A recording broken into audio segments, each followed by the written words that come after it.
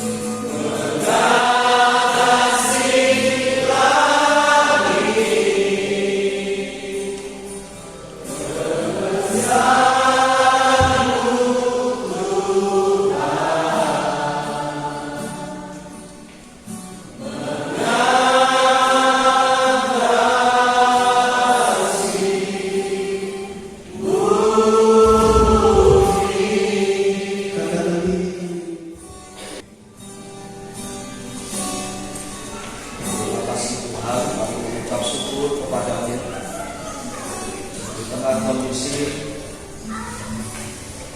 dalam ibadah lama, tetapi kami sungguh, ya Tuhan, hati kami, kerinduan kami tak pernah bisa dibendung oleh keadaan. Kami rindu dan selalu ingin menaikkan pujian sembah kami. Meski ya Tuhan dalam keadaan keterbatasan, hati kami meluap dengan pujian. Mulut kami ya Tuhan meluap dengan kata-kata penyembahan kepadamu, sebagaimana yang kami lakukan hari ini. Sebab kami percaya adalah Allah Roh yang bersama-sama dengan kami, yang menggerakkan hati kami untuk menjadi penyembah Allah di dalam segala keadaan yang kami hadapi. Terima kasih Tuhan. Kami menikmati hadirat-Mu yang indah di dalam ibadah pagi hari ini. Tiba saatnya kami mau mendengarkan Engkau berbicara kepada kami. Berbicaralah ya Tuhan melalui firman-Mu ini, dan biarlah kami semua mau dengar-dengaran akan firman. Allah Roh Kudus, bimbing kami, pakai kami bagi hormat kemuliaan nama-Mu, maka bimbinglah ya Tuhan, supaya kami memahami firman-Mu dan melakukan. Di dalam nama Tuhan Yesus kami berdoa. Amin. Di nama Tuhan, jemaat yang dikasihi Tuhan, Shalom. Ya, jemaat yang dikasihi Tuhan, meskipun saya tidak bisa memandang jelas wajah Bapak Ibu semua pada pagi hari ini, tapi saya mengajak kita tetap ada dalam sukacita Tuhan. Kita fokus sekarang untuk kita bersama-sama mendengarkan firman Tuhan dengan tema bersama dengan Tuhan bisa. Jemaat yang dikasihi oleh Tuhan, hari ini kita akan membuka Alkitab di dalam kitab Nehemia pasal yang kedua ayat yang ke-20. Lalu kita sambung Nehemia pasal yang ke-6 ayat yang ke-15 dan 16. LCD tidak bisa ditampilkan, maka Bapak Ibu silakan membuka Alkitab Nehemia pasal yang kedua ayat yang ke-20.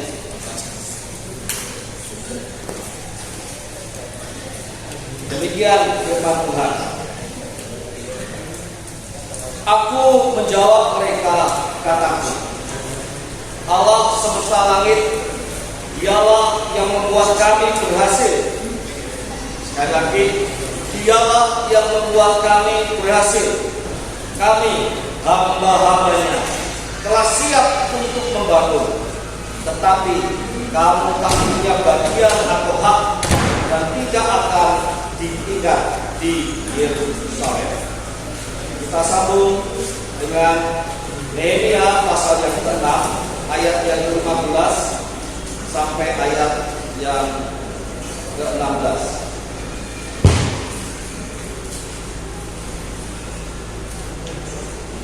Nehemia pasal yang ke-6 ayat yang ke-15 sampai ayat yang ke-16.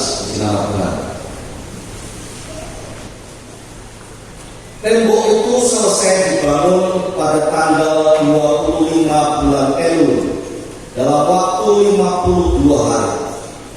Ketika semua musuh kami mendengar hal itu, semua bangsa sekeliling kami menjadi takut. Mereka sangat kehilangan muka dan menyadari bahwa pekerjaan ini dilaksanakan dengan bantuan Allah kami.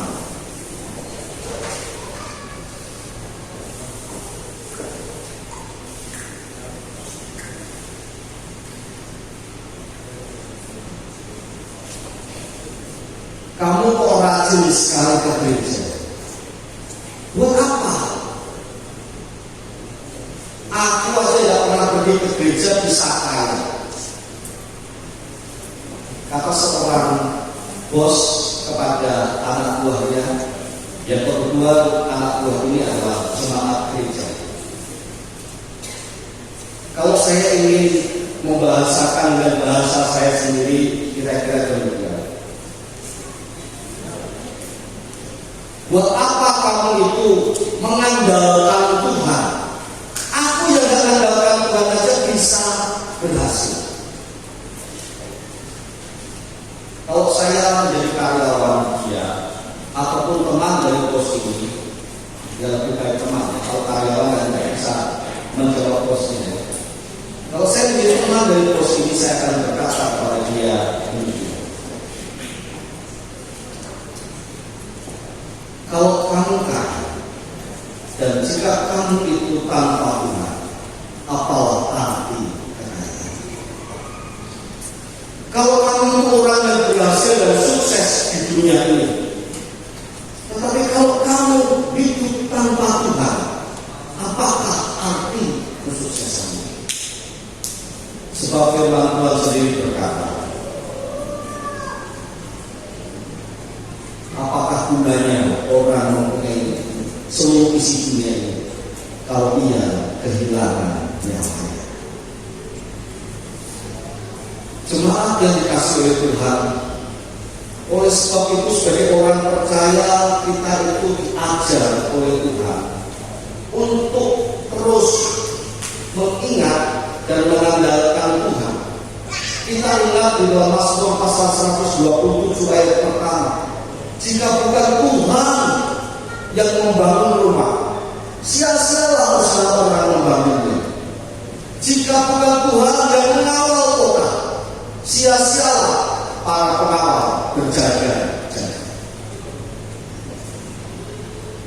Melalui kitab Nehemia kita diajak untuk merenungkan bagaimana Allah bekerja sejak dari pasal pertama Nehemia itu ditulis sampai kemudian disaksikan sampai pasal yang terakhir. Kita diajak untuk melihat bahwa Allah yang bekerja itu adalah Allah yang bekerja dalam kehidupan yang rata-rata manusia ini lakukan. Allah bekerja bukan hanya ketika terjadi peristiwa-peristiwa yang besar, tetapi Allah bekerja juga dalam peristiwa-peristiwa yang biasa. Cobalah kita lihat Nehemia itu memanggilkan dirinya dalam tanda petik. Ia tidak seperti Nabi Yesaya yang Tuhan berkata bertemu dengan dia, lalu Tuhan berkata, siapakah yang tidak aku utus? Lalu Yesaya berkata, ini aku, utuslah aku. Nehemia tidak punya pengalaman berjumpa dengan Allah. Nehemia hanya punya kerinduan untuk membangun kembali tembok Yerusalem dan membuat keadaan rakyat di sana menjadi tidak terjadi. Ia berdoa kepada Allah. Ia memberanikan diri meskipun ia tidak tahu bagaimana keinginannya itu dapat dikabulkan. Tetapi melalui peristiwa-peristiwa ini Tuhan pun bekerja. Menjadi membaca kitab Nehemia mengingatkan saya akan peristiwa Nabi Elia yang punya peristiwa megah di Gunung Karmel, mengalahkan nabi-nabi Baal. Tetapi kemudian ia terpuruk karena ancaman seorang ratu bernama Yezebel. Ia ingin mati. Ia tidak melihat bagaimana Allah memelihara hidupnya. Ia hanya ingin mati ketika ia sampai gunung Tuhan. Tuhan datang dalam angin yang keras, dalam badai. Tetapi dikatakan Tuhan tidak ada ditemui oleh Elia dalam badai itu. Bukan berarti Tuhan tidak ada dalam kebesaran alam ini. Tidak. Pemasmur menceritakan bahwa Allah hadir dalam kilat, Allah hadir dalam gemuruh dunia ini yang membuat orang tercengang dan merasa takut. Tetapi pengalaman Elia menyatakan ketika angin sepoi-sepoi datang, Allah ada di sana. Artinya pengalaman bersama dengan Allah adalah pengalaman melalui peristiwa-peristiwa besar, melalui mujizat, melalui terbelahnya laut, melalui keluarnya air dari batu, melalui bangkitnya orang mati.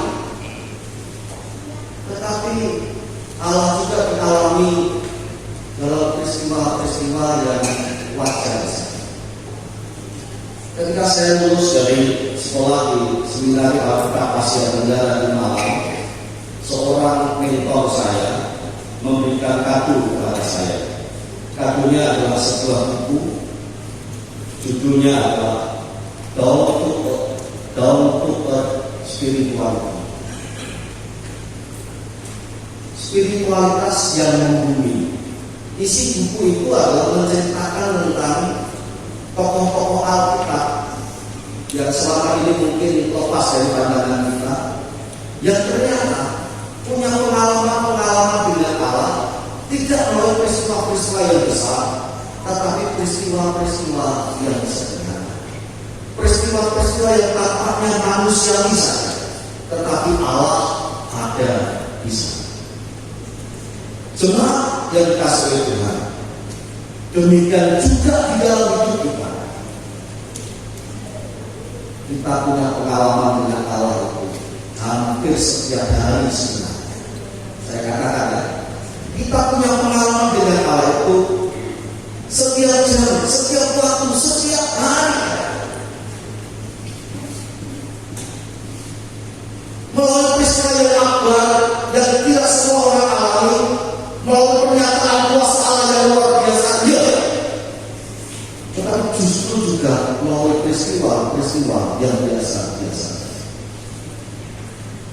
Kalau Elia berkata, Tuhan ambil aku karena aku ini, buat apa aku hidup?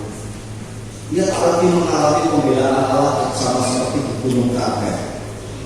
Tetapi Elia lupa, Nabi Elia lupa bahwa ketika kelaparan, malaikat Tuhan datang padanya memberikan roti dan minum, memberikan kembali semangat, makanlah sebab engkau butuh tenaga untuk melanjutkan perjalanan.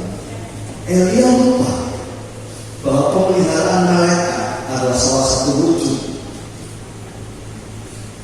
perjumpaan dengan Allah dan juga pertolongan Allah, wujud nyata kepedulian Allah kepada Elia. Jemaat yang dikasihi oleh Tuhan, maka hari ini kita belajar akan dua hal penting. Yang pertama dari ayat yang ke-20 pasal yang kedua tadi, Nehemia pasal yang kedua ayat 20. Di sana dikatakan, aku menjawab mereka, kataku, Allah semesta langit, Dialah yang membuat kami berhasil. Kami hamba-hambanya telah siap untuk memenang.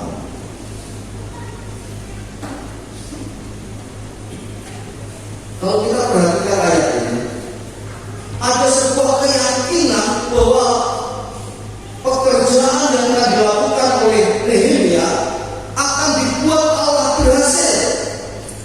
Tetapi pekerjaan itu belum dilakukan. Dia Allah yang akan membuat kami berhasil. Dialah yang membuat kami berhasil. Dikatakan ya, tapi Dialah yang akan membuat kami berhasil. Lalu dikatakan, kami hamba-hambanya telah siap untuk memenang. Pertanyaannya adalah, duluan mana keyakinan dengan kerja? Kalau dari Nehemia pasal 2 ayat 20 ini, keyakinan akan Allah yang pasti membuat berhasil, baru kemudian diikuti dengan kesiapan untuk membangun. Jemaat yang dikasihi oleh Tuhan, dari mana Nehemia mendapatkan kepastian bahwa Allah pasti membuat mereka berhasil? Kita baca dalam ada dua keyakinan. Yang pertama adalah dalam Nehemia pasal 1. Nehemia pasal yang pertama ayat 8 sampai ayat yang ke-10. Apakah sudah bisa ditampilkan? Nehemia pasal pertama ayat 8 sampai 10 demikian firman Tuhan. Ingatlah akan firman yang kau sampaikan kepada Musa, hamba-Mu itu demikian.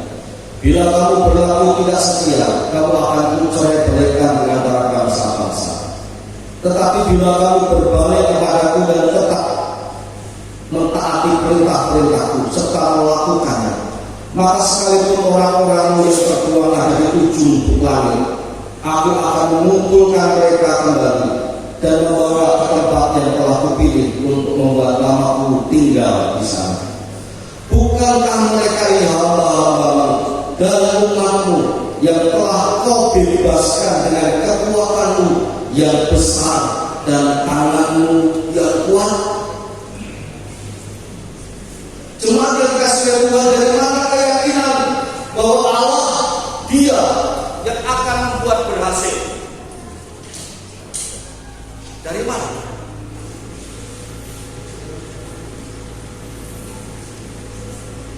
Peralihan dari PLN dan dari jajan PLN-nya. Dari mana coba? Dari peristiwa iman yang dialami oleh leluhur bangsa Israel, yaitu dari Musa. Jauh sekali Nehemia mengambil contoh dari Musa ketika bangsa Israel masih menjadi bangsa budak di tanah Mesir.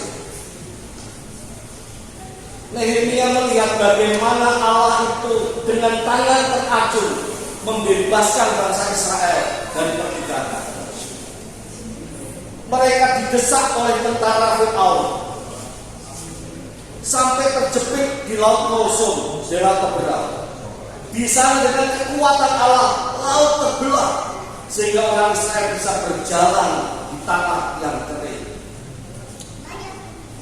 Allah yang telah berbuat perkara besar di masa lalu adalah Allah yang diyakini oleh Nehemia, Allah yang sama yang bisa berbuat perkara yang besar di dalam kehidupannya, di dalam masa ia ada dan melayani. Jemaat yang dikasihi oleh Tuhan, kalau guru-guru sekolah minggu menceritakan kepada anak-anak tentang perkara-perkara besar yang diperbuat Allah melalui para nabi-Nya, ya, mau diperbuat Allah melalui raja-raja Israel yang takut akan Dia. Bercerita tentang Daud yang mengalahkan Goliat, bercerita tentang Musa yang membelah laut Mosum, laut terbelah, bercerita tentang Elia yang mengalahkan nabi-nabi Baal, Elia yang terangkat ke surga disambar oleh kereta api. Terima kasih. Apa tujuannya kalau tidak menanamkan sebuah keyakinan bahwa Allah berbuat perkara yang besar melalui orang-orang yang dipercaya oleh Allah? Membuat perkara yang besar bukan hanya orang per orang, tetapi juga pada bangsa yang Dia pilih, yaitu umat Israel. Dan keyakinan itu mesti tinggal di dalam diri kita dan menjadi keyakinan kita juga, bahwa bersama dengan Allah kita bisa, bahwa bersama dengan Allah kita mampu, bahwa bersama dengan Allah kita akan berhasil. Yang pertama. Yang kedua, alasannya kenapa Nehemia mempunyai keyakinan bahwa Allah membuat mereka berhasil dan baru mereka itu akan melangkah untuk membangun. Yang kedua adalah pengalaman-pengalaman di dalam hidupnya sendiri, di mana Nehemia mengalami pertolongan Allah. Kalau tadi peristiwa yang besar, sekarang dalam kehidupannya sendiri dia mengalami peristiwa-peristiwa yang mungkin bagi orang kebetulan, tetapi bagi Nehemia dalam mata iman tidak pernah kebetulan. Bagaimana mungkin ketika ia susah dan sedih, ketika ia menangis dan berduka, ketika ia berpuasa, ia tak tahu jalan keluar harus bagaimana. Tiba-tiba ketika ia datang menghadap raja. Raja melihat mukanya murah lalu berkata, "Kamu tidak sakit, tetapi kenapa kamu murah?" Lalu Nehemia dengan perasaan cinta berdoa kepada Tuhan, mengeluarkan hatinya, lalu berkata kepada raja, "Ya raja, bagaimana mungkin aku tidak sedih kalau tempat leluhurku di tanah Israel sedang dalam keadaan tercela. Temboknya hancur, pintu gerbangnya sudah terbongkar." Lalu raja berkata, "Apa yang kau kehendaki aku perbuat bagimu?" Jemaat yang dikasih oleh Tuhan, mungkin bagi orang ini kebetulan, sungguh kebetulan. Tetapi bagi Nehemia yang sudah bergumul dan berdoa, yang baginya sendiri tidak ada kemampuan untuk melihat jalan keluar, ucapan raja itu adalah salah satu bentuk cara Allah, kerja Allah yang tampaknya sunyi tetapi bekerja. Ia tidak membuat raja itu melakukan langsung begitu rupa ini dan itu, tetapi melalui ucapan yang sederhana, "Apa yang kau kehendaki aku perbuat?" Membuka pintu bagi Nehemia untuk berkata, "Kalau engkau berkenan, utuslah aku." Jemaat yang dikasih oleh Tuhan, keyakinan bahwa Allah itu membuat berhasil adalah dari pengalaman-pengalaman kita juga dalam hidup ini. Kita punya pengalaman-pengalaman luar biasa dengan Allah, betul? Ya, saya pun punya pengalaman-pengalaman luar biasa dengan Allah. Tetapi kita juga punya pengalaman-pengalaman Allah yang hadir dalam kehidupan kita yang biasa. Di sana pun ada Allah, di sana pun ada Tuhan yang menolong kita, di sana pun ada Allah yang menolong kita. Jika tidak demikian, saya dan saudara tidak ada sebagaimana adanya sebagaimana hari ini. Karena itu pertolongan Allah dengan dalam hidup kita menjadi pegangan bahwa Allah itu masih bekerja dan terus bekerja, baik dalam peristiwa-peristiwa yang besar, tetapi juga dalam peristiwa-peristiwa sederhana di dalam kehidupan kita. Sederhana sekali. Kalau saya ditanya, "Pak, peristiwa sederhana apa yang Bapak bisa jadikan contoh?" Sederhana sekali, jemaat yang dikasih itu. Ketika saya bertemu dengan istri saya, jadi istri saya sekarang, apakah saya punya kepastian bahwa dia akan menjadi istri saya? Tidak. Pertemuan yang sederhana saja, tetapi ternyata di sana ada tangan Allah yang menyatukan kami. Demikian juga dengan Bapak-Ibu. Amin. Ketika dalam sebuah pelayanan saya punya pengalaman, keuangan kami sudah habis, tak ada lagi yang bisa. Kalaupun dibelanjakan mesti ambil uang tabungan dan itu tabungan minus. Tetapi di saat seperti itu, tiba-tiba datang pertolongan Allah. Ada berkat yang Allah berikan melalui seseorang kepada kami. Tidak berlebihan, tetapi cukup. Apakah ini kebetulan? Bagi kami yang sedang bertumbuh, tidak pernah kebetulan. Allah tahu keadaan kami dan Dia memelihara kami. Demikian juga saya percaya Allah memelihara Bapak Ibu semua. Amin. Peristiwa-peristiwa di dalam ini mau kita katakan apa? Sambil lalu tidak. Ini pertolongan Allah. Allah sungguh ada dan Dia tidak tinggal diam, tetapi Ia peduli, Ia bekerja untuk kebaikan kita, untuk supaya rencananya terwujud melalui karya dan pelayanan kita. Oleh sebab itu jemaat yang dikasih oleh Tuhan, percaya Allah ada bersama dengan kita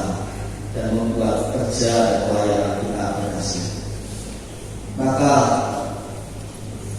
bisa menjadi sebuah kerinduan, tapi juga menjadi sebuah keyakinan di dalam diri saya. Jemaat gereja Isa Al-Masih Pontianak tidak boleh tinggal sama dari tahun ke tahun, tetapi harus semakin baik di dalam segala aspek, rohani maupun jasmani, berkat rohani maupun berkat jasmani. Amin.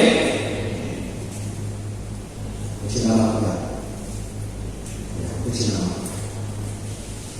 Kedua, yang terakhir, ayat pasal 6 ayat yang ke-15 dan ayat yang ke-16. Pasal 6 ayat yang ke-15 dan ayat yang ke-16 pasal. Di sana dikatakan demikian, tembok itu selesai dibangun pada tanggal 25 bulan Elul dalam waktu 52 hari. Ketika semua musuh kami mendengar hal itu, semua bangsa sekeliling kami menjadi takut. Mereka sangat kehilangan muka dan menyadari bahwa pekerjaan ini dilaksanakan dengan bantuan Allah kami. Sekarang bukan hanya Nehemia, tetapi musuh-musuh melihat. Kenapa mereka ini yang kecil, yang tak berdaya, yang kita olok-olok? Kalau mereka bangun, temboknya dilewati anjing pasti roboh. Ya. Ketawa mereka ini bangsa apa? Tetapi ternyata ketika tembok itu berdiri dengan kokoh, di sana disaksikan bukan hanya Nehemia dan orang-orang Israel, tetapi musuh-musuh mereka menyadari bahwa pekerjaan seperti ini tidak mungkin dikerjakan tanpa pertolongan atau bantuan Allah. Itu artinya jemaat yang dikasihi Tuhan, kita diajak untuk melihat sebuah proses panjang pertolongan Allah. Keyakinan Allah membuat berhasil. Ingat ya, tidak menjamin tidak adanya tangan. Sekali lagi, keyakinan bahwa Allah itu memberikan keberhasilan, memberikan pertolongan, tidak menjamin bahwa jalan yang akan ditempuh tanpa ada halangan dan tantangan. Sampai musuh berkata, tidak mungkin pembangunan ini tanpa bantuan. Kenapa? Karena mereka melihat mereka itu sudah ditanya, mereka itu mau menggagalkan pekerjaan ini, mereka mau menggagalkan pembangunan tembok. Sudah berbagai upaya dilakukan dan upaya itu sudah matang, tetapi selalu saja gagal. Kenapa? Karena Allah rupanya menyertai. Dari pihak Nehemia sendiri, ketika melihat mereka yakin bahwa Allah memberikan keberhasilan, tetapi kok ada tantangan, mereka tidak siap hati, mereka membulatkan tekad, mereka percaya, mereka tidak mau kepercayaannya digoyahkan bahwa Allah pasti membuat berhasil. Tantangan ini mesti kita hadapi bersama, sehingga sampai kita mendengar kemarin orang bekerja itu tangan kanan pegang senjata, tangan kiri kerja. Ada orang bergiliran jagal, yang lain bekerja. Ada orang demikian rupa dilakukan begini dan begitu. Jemaat yang dikasih oleh Tuhan, keadaan tantangan tidak membuat mereka kecil hati. Karena apa? Karena yakin Allah turut bekerja bersama mereka. Contoh sederhana kita hari ini. Pernahkah kita bayangkan bahwa kebaktian akhir ini akan mengalami lampu padam? Ya. Pertanyaannya adalah, apakah itu akan membuat kita berhenti memuji Tuhan dan menyembah Tuhan? Jawabannya tidak. Amin. Tetap memuji Tuhan.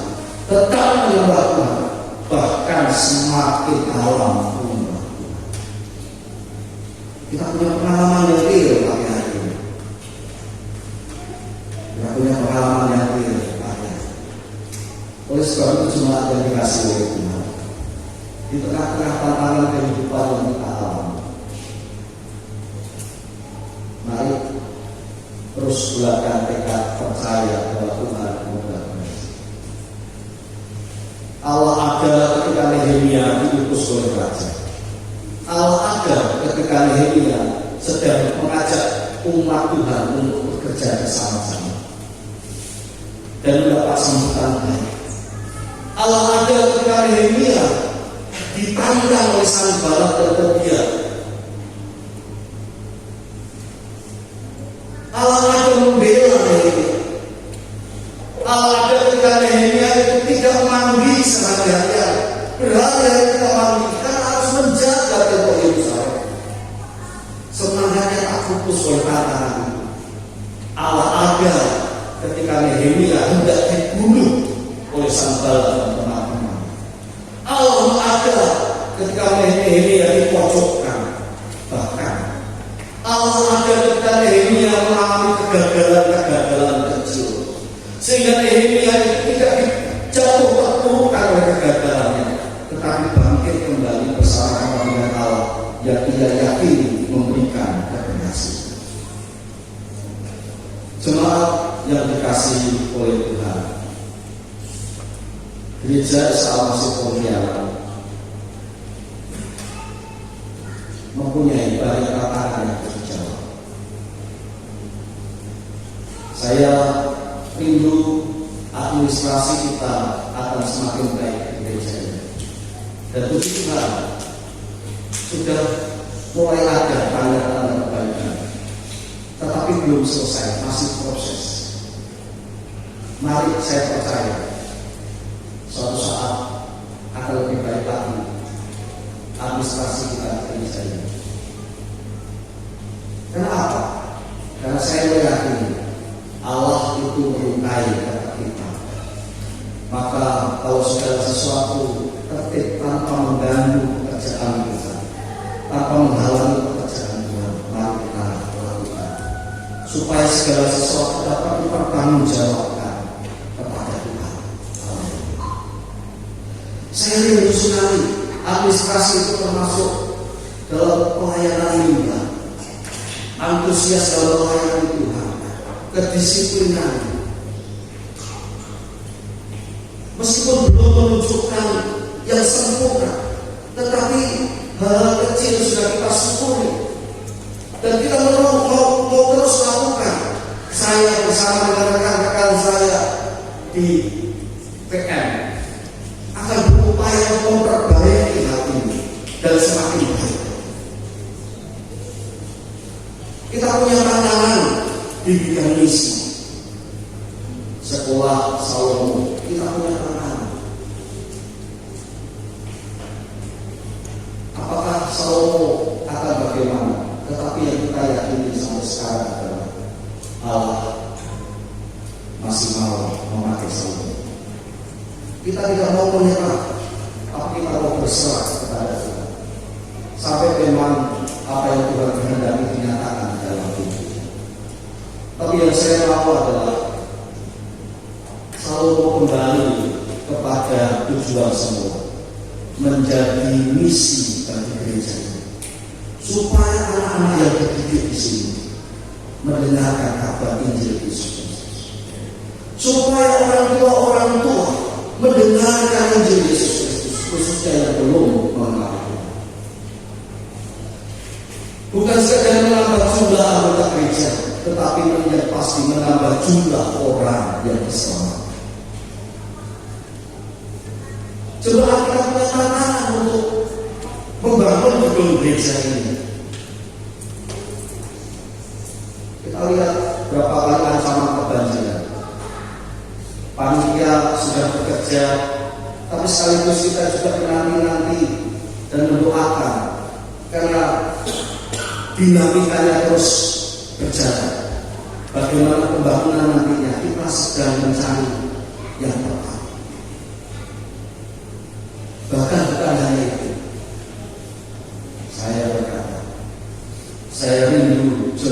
Tuhan itu bertumbuh di dalam pengenalan akan Tuhan. Berbagai upaya dilakukan untuk jemaat mengenal Tuhan melalui ibadah, melalui sarana yang ada, melalui benih firman, melalui kunjungan, melalui pelayanan para rohaniwan, dan melalui apa saja yang bisa dikerjakan untuk menumbuhkan iman jemaat dan pengenalan jemaat akan Tuhan. Sekali lagi, semua yang saya katakan tadi, saya percaya Allah bersama Allah berhasil. Amin. Lalu saya katakan, mengajak seluruh jemaat, gereja ini bukan punya saya, ya. Gereja ini punya Tuhan. Jemaat adalah milik Tuhan, bukan milik saya. Bersama Allah bisa. Amin. Meskipun kita tahu dalam perjalanannya pasti ada berbagai macam dinamika, ada tantangan, ada kesulitan. Ketika itu terjadi, jangan patah arah. Mari saling bergandengan, saling menguatkan.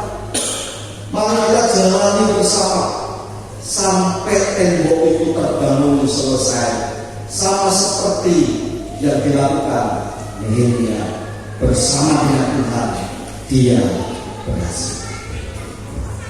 Jemaat yang dikasih oleh Tuhan, saya menutup dengan sebuah cerita. Ada dua anak kecil yang pintu keluar kamarnya itu diberi isolasi bening. Silakan Bapak itu lihat di YouTube atau di Instagram, ya, video ini. Dua anak kecil yang kamarnya tempat mereka istirahat itu ditutup dengan dua garis isolasi bening. Satu anak itu menangis karena masih ada harapan. Dia menangis terus. Tapi anaknya kedua, dia coba pegang isolasi itu, lalu dia terobos, dia merangkak dari bawah, lalu keluar. Tetapi anak yang masih tinggal ini terus menangis. Di situ dituliskan,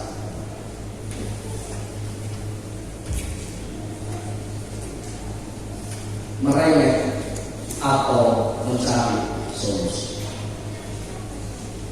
menangis atau mencari solusi. Jemaat yang dikasih Tuhan, saya mau katakan hari ini, ketika kita menghadapi tantangan, kita perlu bersujud, menangis di hadapan Tuhan. Tetapi tidak tinggal menangis saja, tapi kita perlu juga bekerja seturut dengan maunya Tuhan. Kita tidak tinggal hanya berdoa saja, tapi kita melakukan apa yang dikerjakan, apa yang bisa kita lakukan. Cari solusi, lakukan, sebab Allah ada bersama-sama dengan kita, baik ketika kita berdoa maupun ketika kita mencari solusi untuk sesuatu hal yang lebih baik. Allah yang ada bersama-sama dengan kita, Allah yang akan membuat kerja kita berhasil. Saya tidak bisa tampilkan videonya, maaf, karena saya gagal bentuk berkali-kali, ya. Maaf. Ingat, jika ada kita menangis dan berdoa kepada Allah, lalu cari solusi. Saya mempersiapkan sebentar, ya. Kalau ada rintangan, berdoalah kepada Allah dan carilah solusi. Solusi yang kita lakukan. Karena dia solusi itu memberikan solusi banyak itu. Berarti untuk mengingat kita saja. Kalau ada rintangan, berdoalah kepada Allah, menangislah kepada Allah, tetapi bergeraklah mencari solusi. Karena Allah ada bersama-sama dengan kita. Ketika kita berdoa, Ia mendengar ya. Ketika kita mencari solusi, Ia bekerja bersama-sama dengan kita dan membuat apa yang kita kerjakan berhasil. Sebab itu adalah kehendak dan rencana Allah. Kalau ini ada kehendak dan rencana Allah, mari kita lakukan. Kalau ada tantangan, terus satu di dalam Tuhan. Jangan kita dipecah, tetap satu di dalam Tuhan. Kita akan melihat pekerjaan Allah yang dirancangkan bagi gereja Islam Sekolah, bagi keluarga kita, bagi diri kita, akan diwujudkan oleh Allah di dalam kehidupan kita. Amin.